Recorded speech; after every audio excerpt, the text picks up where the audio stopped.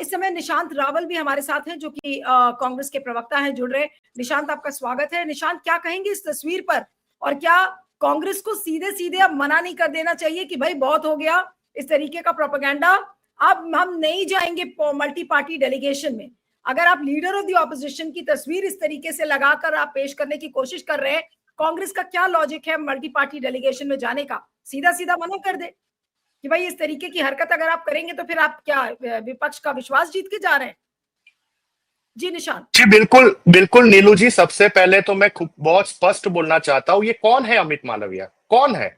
उसकी उसकी भारतीय देश की राजनीति में उसकी हैसियत क्या है? सबसे पहली बात, नहीं वो देश का प्रधानमंत्री है, नहीं वो देश की कैबिनेट का मंत्री है, नहीं वो किसी राज्य का मुख्यमंत्री है, नहीं किसी राज्य का मंत्री है। ये कैसे लीडर ऑफ ऑपोजिशन का जो होदा होता है वो इक्विवेलेंट टू कैबिनेट के हिसाब से उसका होदा होता है, रिस्पेक्टेड होदा होता है। अगर लीडर ऑफ अपोजिशन को इस तरीके से दिखाया जाता है, वो जननायक राहुल गांधी जी जो 4000 किलोमीटर की कन्याकुमारी से कश्मीर तक की भारत जोड़ो यात्रा चल के करते हैं, ऐसे एक इंसान को ये अमित मालविया, उसका जो एफएन डिपार्टमेंट है, एफएन सेल है, फेक नैरेटिव सेल, जो हर बार राहुल गांधी जी को बदनाम करने की, उनको डिफेम करने की जो साजिश की जाती है।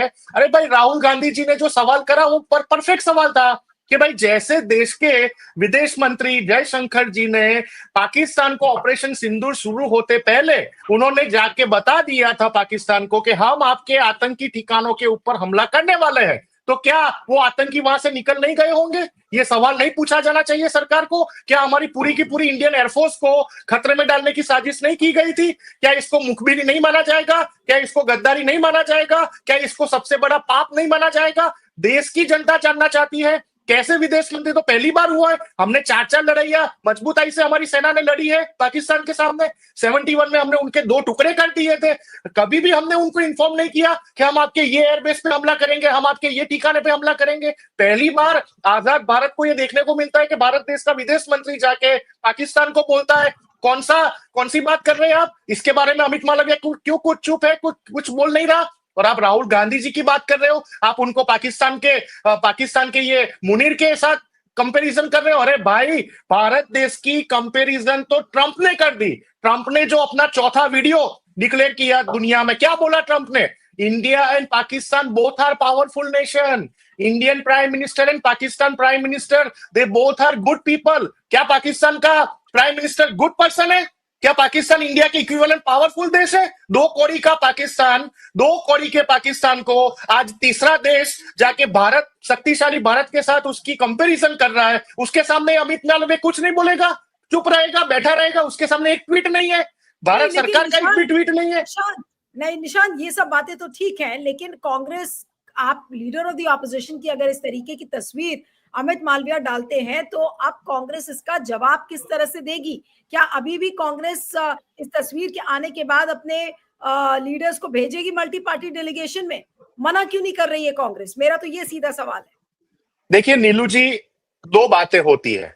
एक, जब कोई विदेशी आक्रमण भारत देश के ऊपर होता है वो बात डिफरेंट होती है, और भारत की अंदरूनी राजनीति, पार्टी पॉलिटिक्स, वो बात डिफरेंट होती है। जब भारत की प्रतिभा की बात आएगी, जब भारत की जीत की बात आएगी, मैं बहुत स्पष्ट बोलना चाहता हूं नीलू जी, भारत देश के किसी राज्य में भारतीय जनता पार्टी हारेगी तो चलेगा, भारतीय राष्ट्रीय कांग्रेस पार्टी हारेगी तो भी चलेगा। भारत देश हमारा विदेश में कहीं पे भी हारना नहीं चाहिए, ये बहुत स्पष्ट पॉलिसी है कांग्रेस की।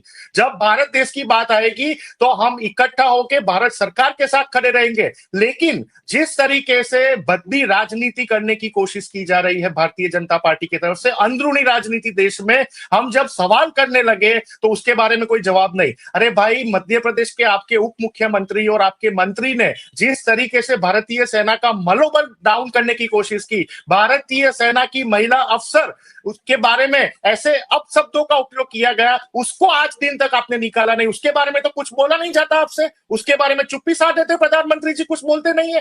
ट्रंप ने 4 बार हमारे देश की इमेज को डाउन करने की कोशिश की, क्यों प्रधानमंत्री जी का एक भी ऑफिशियल ट्वीट नहीं आया?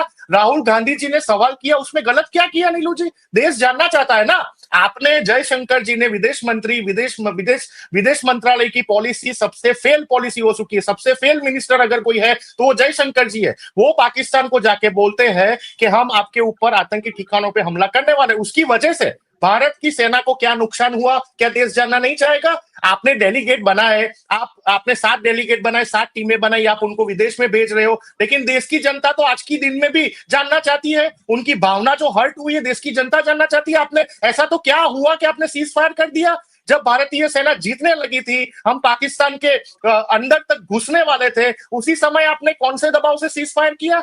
ये देश की जनता जानना चाहती है, उसके बारे में कोई जवाबदेही नहीं। हम क्यों ना पूछे? मैं आपको नीलू जी स्पष्ट बात बोल दूं, 7 तारीख को ऑपरेशन सिंदूर शुरू हुआ, 7 तारीख, 8 तारीख, 9 तारीख, 10 तारीख को शाम को सीज फायर हो गया। किस ढंग से सीज फायर हो गया आपको भी पता है, मुझे भी पता है, पैनल को पता है, राइट? 3.5 दिन तक एक भी विरोध पक्ष के नेता, एक भी कांग्रेस पार्टी के लीडर ने भारत सरकार के विरुद्ध में एक भी ट्वीट किया हो, एक भी स्टेटमेंट दिया हो, एक भी शब्द बोला हो, मुझे बता दीजिए। हम खड़े पग चट्टान की तरह भारत सरकार के साथ खड़े रहे, ये दिन दिखाने के लिए खड़े रहे कि देश की जनता, 140 करोड़ की जनता स्तब्ध है। 140 करोड़ की जनता आज टेंशन में कि हमारी सरकार, हमारी सेना जीत रही थी और आपने इस तरीके से किसी के विदेशी दबाव में आके आपने सीज फायर कर दिया। ये हम नहीं जानना चाहेंगे? बिल्कुल जानना चाहेंगे। आपने जिस मैं 2 सेकंड और लूंगा। अरे अमित मालविया को मैं जवाब देना चाहता हूं। ये अमित मालविया यही पार्टी से आता है ना जिनके पूर्वज अंग्रेजों की मुखबिरी करते थे, अंग्रेजों से माफी मांगते थे। जब भारत छोड़ो आंदोलन हुआ था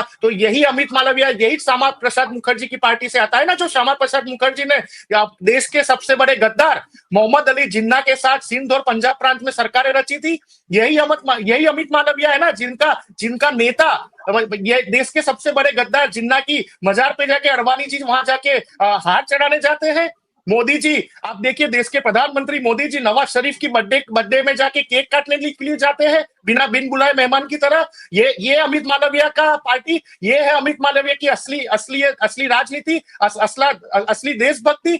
ऐसे लीडर ऑफ ऑपोजिशन को टारगेट करना, राहुल गांधी जी को टारगेट करना, इससे बात नहीं बनेगी। आपकी विदेश नीति संभालिए। नीलू जी, आप एक बात बताइए, 5 देशों के नाम आप मुझे अगर गिना दे तो मैं राजनीति छोड़ने के लिए तैयार हूं, जिन्होंने खुलेआम भारत का सपोर्ट किया हो। जब ऑपरेशन सिंदूर 3.5 दिन तक चला, खुलेआम भारत का सपोर्ट किया हो। आपकी विदेश नीति फेल हो गई, उसके बारे में बोलना नहीं चाहेंगे आप?